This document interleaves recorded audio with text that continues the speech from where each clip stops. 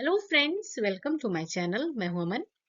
बहुत सी महिलाओं ने बीमा सखी योजना के अंतर्गत जो फॉर्म है वो भर दिया है और कईयों ने नहीं भी भरा है। कईयों को प्रॉब्लम्स आ रही हैं ऑनलाइन फॉर्म भरने में।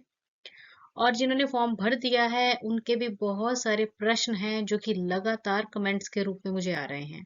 कईयों के तो आंसर दे दिए जाते हैं पर कुछ कमेंट्स जो हैं या जो प्रश्न है वो छूट जाते हैं।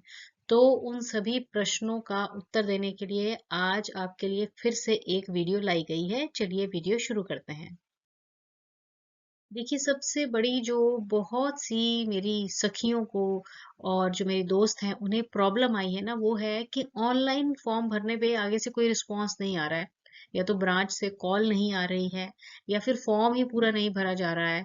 आगे जो ऑप्शंस आनी है उसमें आप कुछ फिल कर रहे हैं और वो आगे नहीं बढ़ रहा है। मतलब इस तरह की कई सारी मुसीबतों का सामना आप आई थिंक ऑनलाइन फॉर्म भरने में आप कर रहे हैं।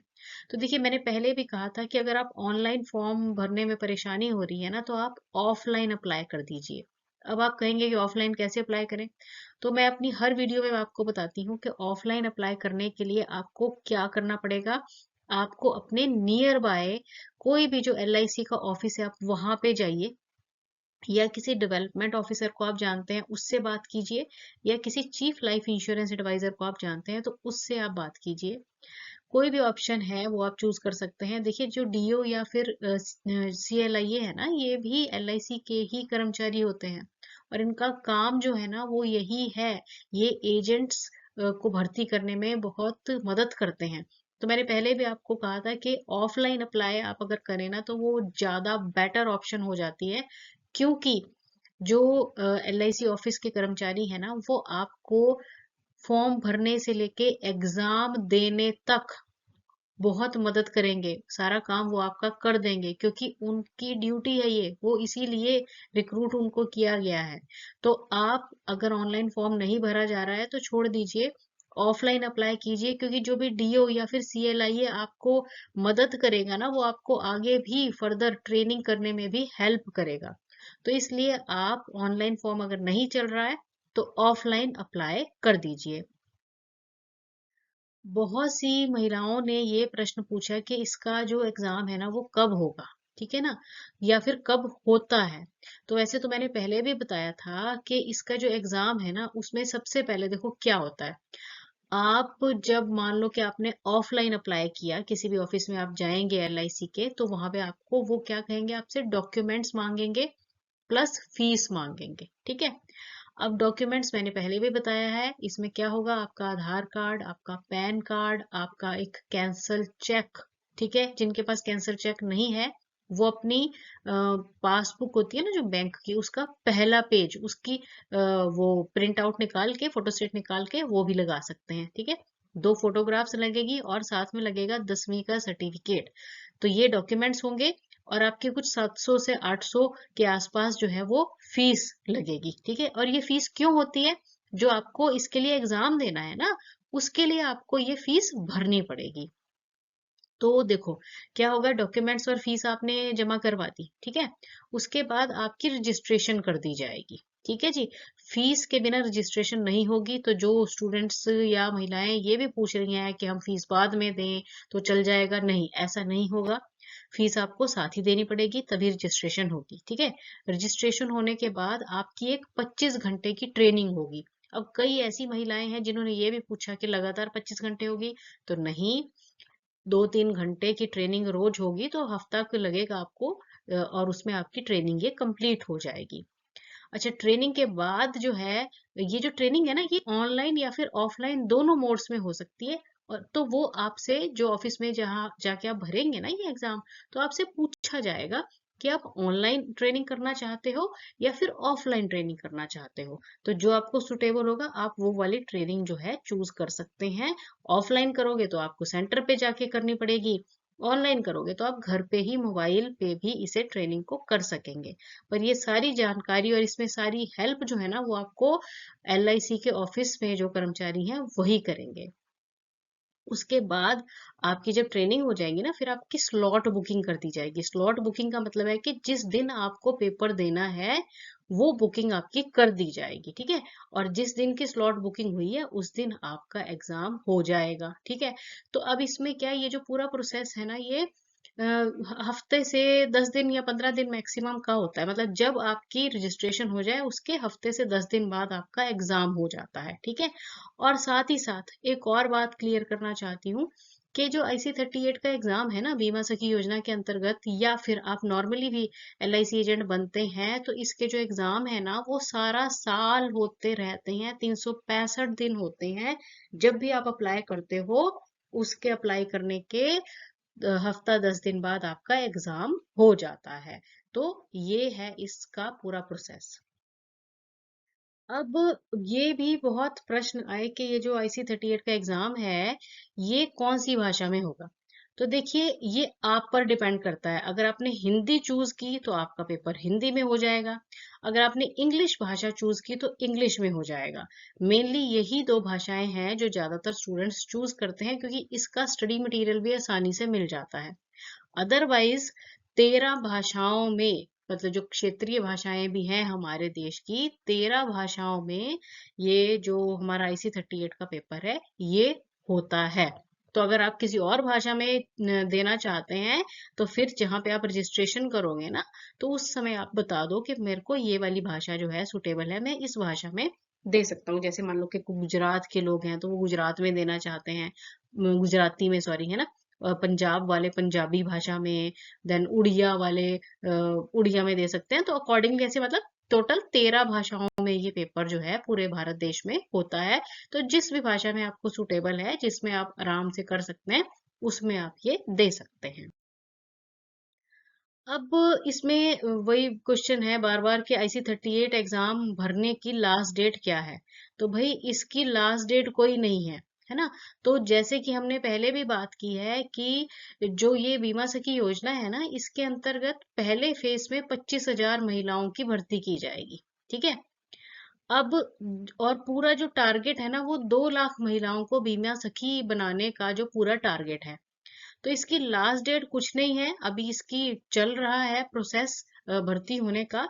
तो जब पहले फेज में 25,000 महिलाएं कंप्लीट हो जाएंगी ना, फिर क्या है, वो रोक देंगे इसे, ठीक है। उसके बाद अगला फेज शुरू होगा, टोटल 2 लाख भर्ती की जाएगी।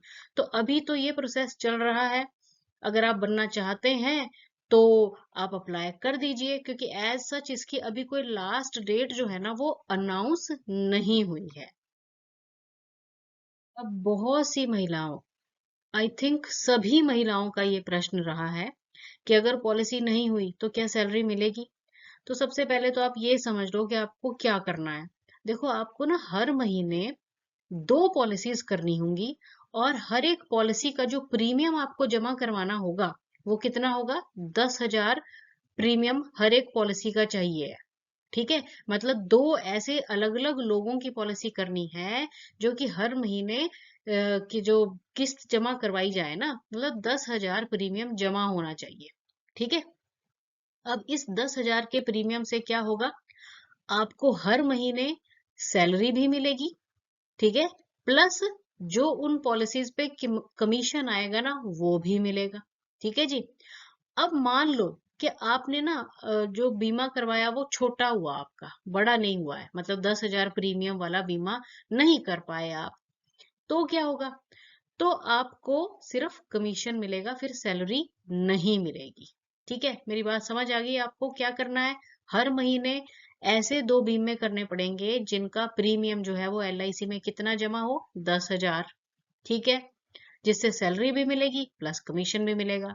पर अगर बड़ा बीमा आप नहीं कर पाए, मतलब 10,000 रुपए वाला हर महीने वाला जो बीमा है वो नहीं कर पाए, छोटा कोई प्रीमियम वाला बीमा आपने कर दिया, मतलब महीने का 2,000 कोई जमा करवा रहा है, ऐसा बीमा अगर आपने कर दिया, तब भी आपको कमीशन तो भाई मिलेगा ही मिलेगा, ठीक है ना। पर ये बात है कि अगर कोई भी पॉलिसी नहीं हुई तो सैलरी मिलेगी ना, तो आपको कोई सैलरी नहीं मिलेगी, ये तो भाई असूल ही है। कभी ऐसा हुआ है कि काम किए बगैर पैसा मिल जाए? मेहनत करनी पड़ेगी, तभी हमें सैलरी प्लस कमीशन मिलेगा। अब बहुत सी महिलाओं का ये भी प्रश्न है कि ये जो टारगेट दिया गया है सैलरी के लिए उसे पूरा कैसे करेंगे। देखो इसके लिए क्या है कि आपने ना जैसे महीने मतलब अपना साल में ना कितने महीने होंगे, 12 महीने होंगे ना, ठीक है ना।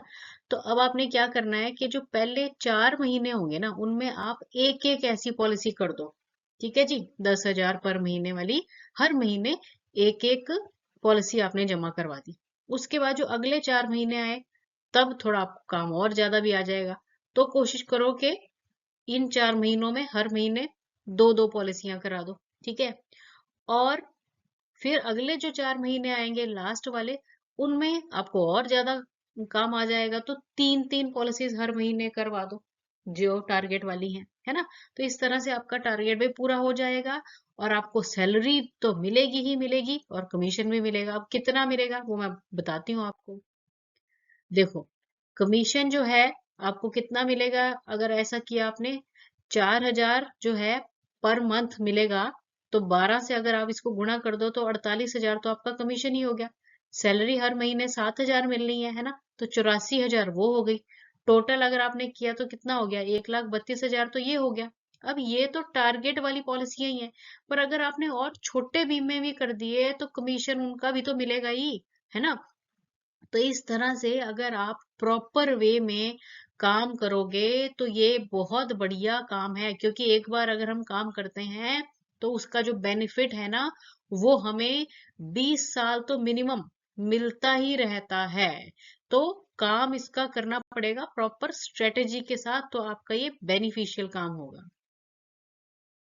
अब देखो भाई, ये तो मेरे से पता नहीं कितनी महिलाओं ने प्रश्न पूछा कि भाई हमारे प्रदेश में, मध्य प्रदेश में, उत्तराखंड में, झारखंड में क्या बीमा सखी योजना है।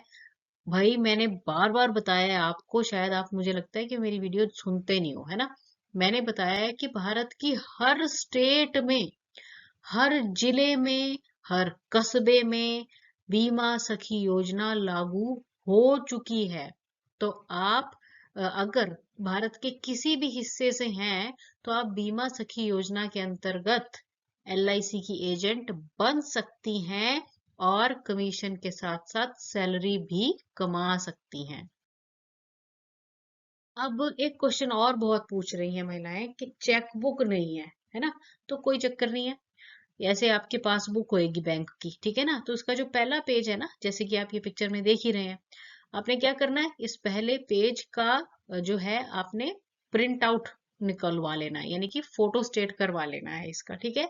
तो जो कैंसल चेक है ना, उसकी जगह आप इसे भी लगा सकते हैं, क्योंकि उन्हें सिर्फ आपका बैंक का डिटेल चाहिए होता है, ताकि फिर उसी बैंक में आपका जो कमीशन और सैलरी जो है वो हर महीने खुद ब खुद आ जाया करेगी, ठीक है ना। बहुत सी महिलाओं ने पूछा कि अगर हस्बैंड गवर्नमेंट जॉब करते हैं तो क्या बीमा सखी बन सकती हूँ। तो उसका आंसर है नो, नहीं बन सकती हैं। और कई लड़कियां पूछ रही हैं कि अगर फादर गवर्नमेंट जॉब में है तो क्या बीमा सखी बन सकती हूँ। तो उसका आंसर है यस, बिल्कुल आप बन सकती हैं। तो आज की वीडियो में जो मुझे मैक्सिमम क्वेश्चंस आए थे उनको मैंने कवर किया है। अगर और आपकी क्वेरीज हैं और क्वेश्चंस हैं तो वो मुझे लिख के बताइए, आपके लिए एक और ऐसी ही वीडियो मैं लेकर आऊंगी। वीडियो अच्छी लगी है तो चैनल को लाइक, शेयर और सब्सक्राइब जरूर कीजिए। Thanks for watching the video.